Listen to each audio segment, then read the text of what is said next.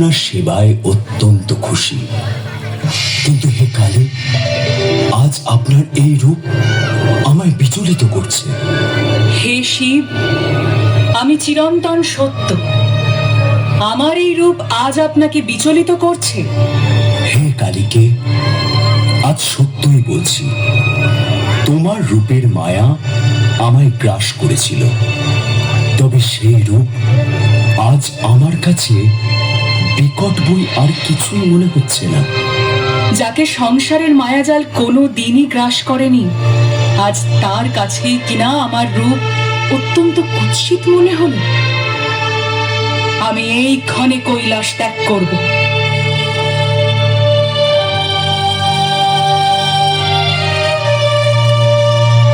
দেবী, আমায় ক্ষমা করো, আমি তোমার ক্রোধের কারণ হতে চাইনি। আগামী ভবিষ্যৎ তোমার নবরূপে আবির্ভূত হবার জন্য অপেক্ষায়। যা ভবিতব্য সেইভাবেই অসুর দলনী রূপে তোমার আবির্ভাব একান্ত কাম্য।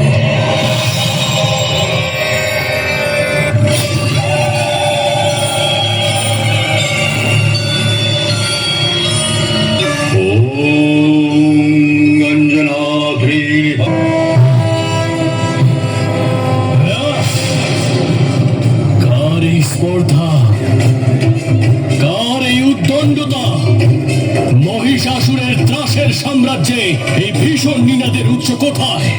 কোথায় কোথায় কোথায়?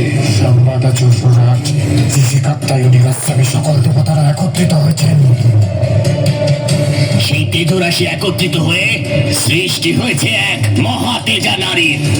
শুধু তাই নয়, এই শঙ্খ নিনাদ তাই, যার প্রচন্ড শব্দে চতুর্দশ লোক প্রকম্পিত হচ্ছে। বুঝেছি, এই দুর্বিনয় আসলে আমাকেই রণে আহ্বান।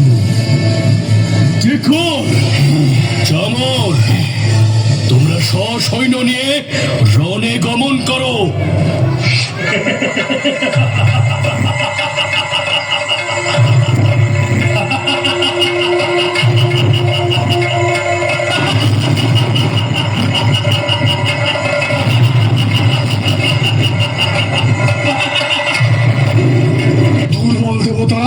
আমাদের সঙ্গে যখন পারল না, তখন আমাদের ভয় দেখাতে এক নারীকে এনে দাঁড় করালো।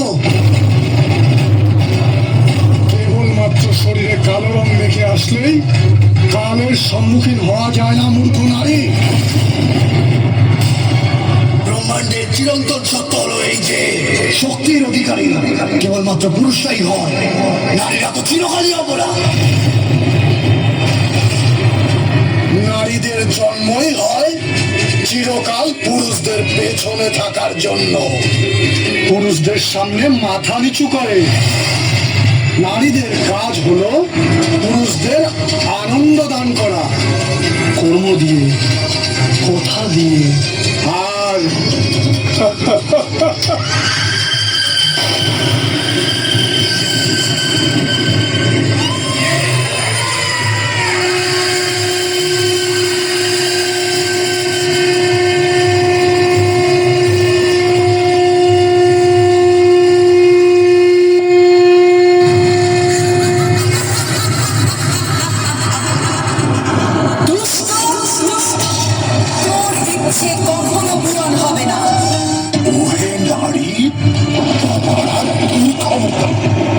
তুমি জানো না আমি কি করতে পারি, তবে চলো যুদ্ধই হোক পরিচয়।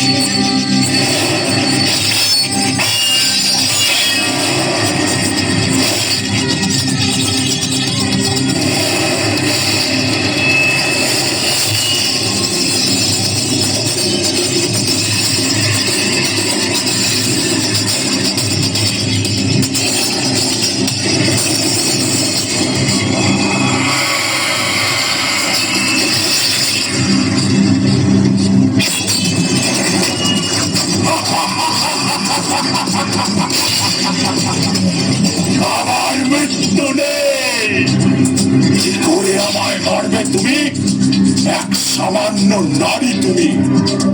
আমার প্রতি বিন্দু রক্তের ফোঁটায় তৈরি হবে শত সহস্র রক্ত বীজে। তাদের মারবে কি করে?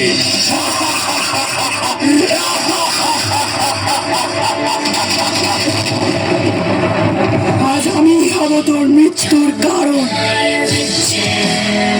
প্রদীপের শিখার তলদেশে থাকা সেই কালিমা হলাম আমি।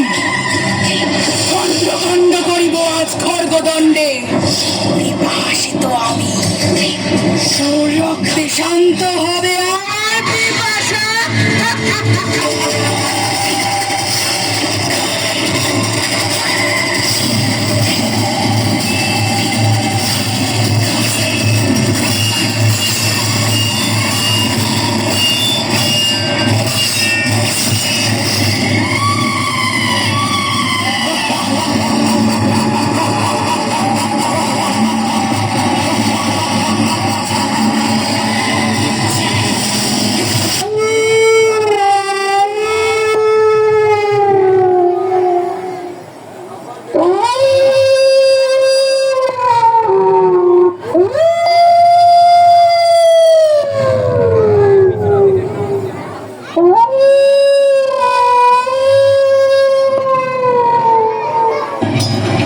আপনি রক্ত বীজকে ছেদন করুন, তার প্রতি ফোঁটা রক্ত ভূমি স্পর্শ করার আগেই পান করব আমি। অতঃপর দেবী কৌশিকী ও চামুন্ডা রণক্ষেত্র জুড়ে শত্রুর স্থানে উত্তপ্ত হল।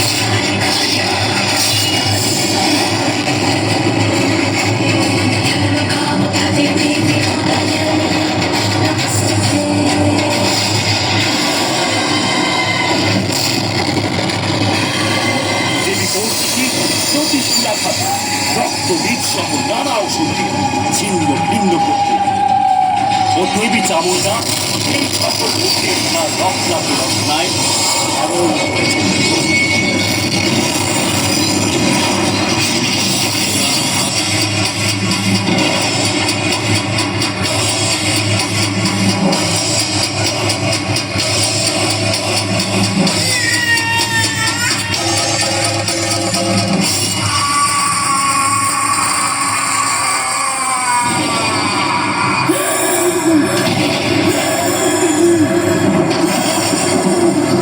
রক্তবীজকে বধ করার পর ক্রোধে ফেটে পড়লেন মা।